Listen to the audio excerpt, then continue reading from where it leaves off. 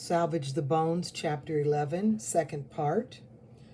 Come on, Skeeter says, and I follow him to the back of the house, to his and Randall's room, which seems smaller than it is, and close and hot and red in the light of a smaller kerosene lamp that Skeet must have found in the shed. He shuts the door behind us, eyeing Daddy's open door. The wind shrieks. Trees reach out their arms and beat their limbs against the house. Skeet sits on his bed to look at me lazily, and who licks her nose. Skeet sits on his bed next to China, who sprawls and lifts her head to look at me lazily, and who licks her nose and mouth in one swipe. I climb onto Randall's bed and hug my knees. The puppy's bucket is quiet. You scared? No, Skeeter says. He rubs his hand from the nape of China's neck over her shoulder, her torso, her thigh. She lets her head roll back and licks again. I say. I never heard the wind sound like that. We ain't even up on the bay. We back far enough in the trees to be all right. All these Baptistas has been living up here all these years through all these hurricanes, and they've been all right, I'm telling you. Remember when Mama told us that the wind sounded like that when Camille hit? I squeezed tighter. Elaine wasn't nothing like this. Yeah, I remember. Skeeter rubs his fingers under China's chin, and it is like he is coaxing something from her because she leans towards him and grins, tries to kiss him. I can remember her saying it. He stops rubbing China, leans forward to put his elbows on his knees, rub his hands together, looks away. But I can't remember her voice, he says. I know the exact words she said, can see us sitting there by her lap, but all I can hear is my voice saying it, not hers. I want to say that I know her voice. I want to open my mouth and have her voice slide out of me like an impression to speak Mama alive for him as I hear her, but I can't. At least we got the memory, I say. Junior don't have nothing. You remember the last thing she said to you? When Mama was birthing Junior, she put her chin down into her chest. She panted and moaned. The ends of her moans squeaked, sounded like bad brakes grinding when a car stops. She never screamed, though. Skeeter and Randall and I were sneaking, standing on an old air conditioning unit outside her and Daddy's window. And after she pushed Junior out, once he started crying, she let her head fall to the side. Her eyes like mirrors. She was looking at us. And I thought she would yell at us to get down out of the window to stop being nosy, but she didn't. She saw us. She blinked slow. The skin above her nose cracked, and she bit her lip. She shook her head then, raised her chin to the ceiling like an animal on the slaughter stump, like I've seen Daddy and Papa Joseph hold pigs before the knife, and closed her eyes. She started crying then, her hands holding her belly below her deflated stomach, soft as a punctured kickball. I had never seen her cry, but she hadn't said anything, even after Daddy called some of their friends, Tilda and Mr. Joe, to the house to watch us, even after he carried her and Junior out to the truck and she slumped against the window, watching as Daddy drove away, shaking her head. Maybe that meant no, or don't worry, I'm coming back, or I'm sorry, or don't do it, don't become the woman in this bed, Ash, she could have been saying, but I have. No, I say, I don't remember. I do, Skeeter says, and he props his chin on his fist. She told us she loved us when she got into the truck, and then she told us to be good, to look after each other. I don't remember that. I think Skeeter is imagining it. She did. Skeeter sits up, leans back in the bed again, and lays a still hand on China's neck. She sighs. You look like her, you know that?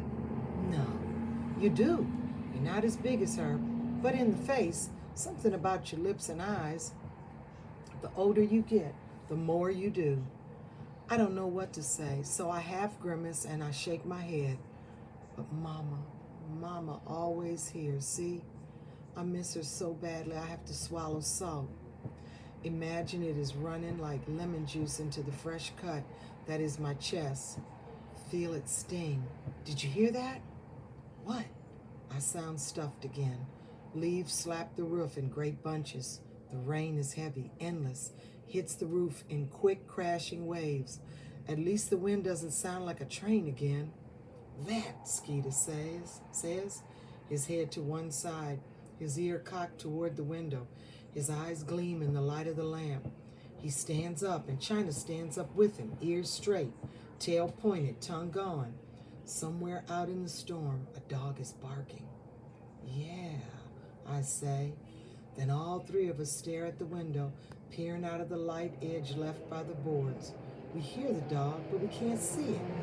What we do see is the pines. What we do see is the pines, the thin trees bending the storm, bending almost to breaking, even though the oaks are losing leaves and branches in the gray light, the beat in the rain. The dog barks loudly, fast as a drum, and something about the way the dog bark rises at the end reminds me of Mama's moan, of those bowing pains of a body that can no longer hold itself together, of something on the verge of breaking. The high notes are little rips. It circles the house. It barks near and far. It is one of Junior's mutts, the mangy family member seeking shelter, the cool bottom of a house and a knobby-kneed boy, and no rain. We can't, Skeeter leans toward the window as if he could push his way through the glass and board and save that invisible dog who for him I know must be China. She drops from where she has been standing on her hind legs and her paws pressed against the wall and leans into Skeeter's side. Head butts his thigh, her smooth white head and floppy ears as soft as swaddling blankets that Daddy brought Junior home in after he returned from the hospital and Mama didn't. This is your little brother, Claude Adam Baptiste II. Call him Junior. And then your mama didn't make it. The searching dog barks one last time before the rain and wind tighten like a choke collar and silence him. China growls an answer, but swallows it when Skeeter kneels before her, takes her fists in his hand and smooths her ears back so that her eyes are slits and she grins and her skin pulls tight and her head could be a naked skull. China squeals and jumps up into a bark, skitters back and forth across Skeeter's bed, over his knees. This is what makes me look up from my crouch on Randall's bed, from my stomach, from me trying to burrow into myself to safety. China looks to the ceiling, her teeth gleaming in the dark, ripping bark. China, what's? Skeeter reaches out to her, to grab her, to stop her from curling and running. And there is a loud, deafening boom. When it comes, China leaps from Skeeter's bed and rushes to the door as if she would rip the wood to splinters with her teeth. Skeeter yanks the door open and Randall is running into Daddy's room with a lantern, Junior clinging to his waist, while the wind yells outside and his house shudders. There was no need for the lamp. There is a hole in the ceiling in Daddy's room, the trunk and branches of a tree tossing in the opening. It is a large bush growing wrong. China barks, her nose to the wind. Daddy! Randall runs forward into the wind and rain and streaming through the gaping hole, the gray day fisting through it. Daddy is on his knees in front of the dresser, pushing an envelope down from his pants. He stands and sees us. Go on, Daddy says, waves at us, the bandage on his wounded hand flashing light. He is slack and then tight like a clothesline catching in the wind. And he shoves us out of the ruined room into the hallway, pulling the door shut behind him. Junior will not let go of Randall. We'll stay in the living room, Daddy says, this as he slumps over the couch, pushing his head back into the cushion like Mama pushed hers back into the pillow, baring his neck. He's blinking too much. Your hand, Randall said. It's fine, says Daddy. We're going to stay here until the storm's over. When you think? Skeeter asks. A few hours. China squeals and barks again. She knew, I say. Knew what?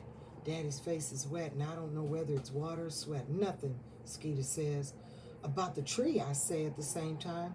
Skeeter rubs China's neck, and she gives a swallowed growl and sits, lays her head along Skeeter's thigh and up his hip, her nose to him. She didn't know nothing, Skeeter says. And then he and China step as one, a new animal, toward the light opening in the hallway, where the wind whistles in a thin sheet under Daddy's door. They are going back to Skeeter and Randall's room. Come in the living room, Skeet, Daddy says. He rolls his eyes, closes them, bares his teeth. Please. I pick up my blankets, wrap them around me, and sit where I had lain. Skeeter walks back in with China, sets the bucket and China's food and leashes and toys in the corner of the living room farthest away from Daddy, next to the TV. Skeeter lays his blanket against the corner, makes a chair, and China drapes herself across his lap, long and white, and lays her head along her paw and begins licking the pink pads of her feet.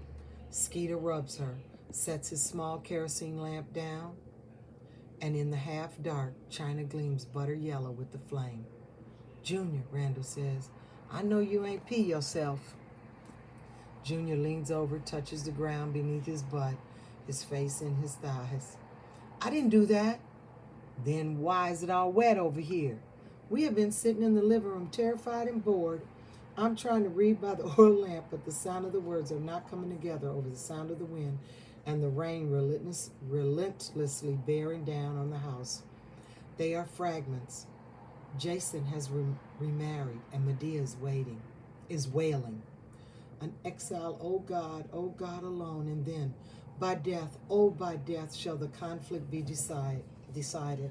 Life's little day ended. I shut the book, don't even mark my place, and sit on it. I'm cold. Skeeter and China look like they've fallen asleep, his hand on her front flank and her breastbone on his knee. But when Randall says this, their eyes open at the same time. The half deck of Uno cards that Randall had been attempting to teach Junior how to play stick to the floor around Junior's legs. I shrug out of my covers, and the thin stream of air that whispers from under Daddy's door brushes past me like a boy in a school hallway, insistent and brusque. And why are my shorts wet? Is it gone? Am I bleeding? Should I be cramping? I stand. The floor underneath me is dark. China rose to her feet, her teeth out, and Skeeter grabs her by the scruff as she lunges. He holds her still. He stands looking calmly around the room. It's water. It's coming in the house, Skeeter says. Ain't no water coming in the house. Wood just getting a little damp from the rain, Daddy says. It's coming up through the floor, says Skeeter. Ain't nowhere for it to come from. Daddy waves at the room, waves like he's stopping one of us from giving him something he doesn't want. His antibiotics, a letter from a teacher, a school fundraising brochure. Look, Randall says, and he walks over to the window facing the street, bends like an old man peering out. Lot of trees on the road. But you don't see no water, Daddy says. No. Skeeter and China walk past Junior, who stands where Randall left him in front of the sofa. Junior is picking up each foot, setting it down. He looks at the bottoms as if he cannot believe that he has feet and that they are wet.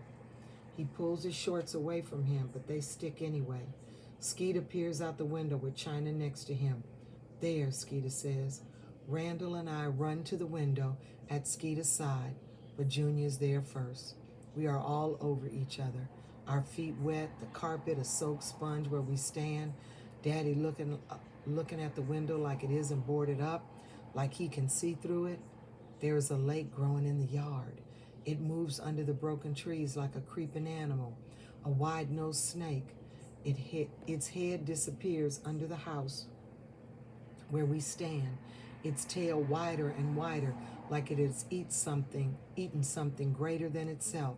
That great tail stretches out behind it into the woods toward the pit. China barks. The wind ripples the water, and it's coming for us. There's water over my toes. The pit, Randall sighs. Daddy gets up and walks slowly over to the window, each bone bent the wrong way in each joint. Randall moves so Daddy can see out the crack. No, Daddy said. I shift, and the water licks my ankles. It is cold, cold as a first summer swim. China barks, and when she jumps down from the window and bounces, there is a splash. Daddy, Randall says.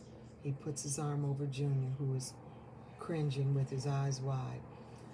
Hugs Randall's leg, but for once Randall's arm doesn't look like metal, like ribbon, like stone. It bends at the elbow, soft, without muscle, and looks like nothing but human. Daddy, Junior squeals, but he buries his face in Randall's hip, and Randall's hip eats the end of the word. Junior rises an inch or so. He must be on his toes. The water is up to the middle of my calf. Look, I say. There is something long, blue, dark between the trees. It is a boat. Someone has come to save us. But then I squint, and the wind lags clear for 1 second that it is not a boat. No one has come to save us. It is Daddy's truck. The water has picked it up and pushed it from the pit. The snake has come to eat and play. Your truck, Skeeter says. Daddy begins to laugh. The snake has swallowed the whole yard, and it is opening its jaw under the house. Open the attic, Daddy says. The water is lapping the back of my knees. It's stuck, Randall said. He is pulling at the string that hangs from the door of the attic, which is the ceiling of the hallway. Move, says Skeeter. The water is tonguing its way up my thighs. Skeeter hands me the puppy's bucket. Hurry, Randall says. The 3 puppies squeal like yips that sound like whispering barks. These are their first words. Pull down, Daddy says. He frowns, holds his hands up like he is pulling the cord. The water slides past my crotch, and I jump. All right, Skeet yells. He pulls himself up on the cord like it is swinging from a swing rope in a tree, and the attic door groans downward. Up, Randall said, and he is shoving Junior up the ladder into the attic. China is swimming next to Skeeter, her head bobbing like a buoy.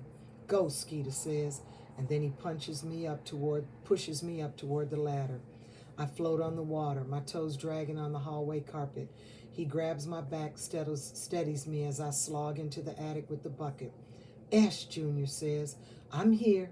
Junior's eyes are white in the dark. The wind beats the roof and it creaks. Randall is next, then Daddy, and last Skeeter and China. I cup the bucket with my knees, sit on a pile of boxes, fish out a broken ornament that's digging into my thighs. Christmas decorations. Randall is sitting on an old chainsaw, Junior cowering next to him. Daddy takes out the package. He puts it in his pants after the tree fell in his room. It is a clear plastic bag. He opens the packet, pulls out pictures.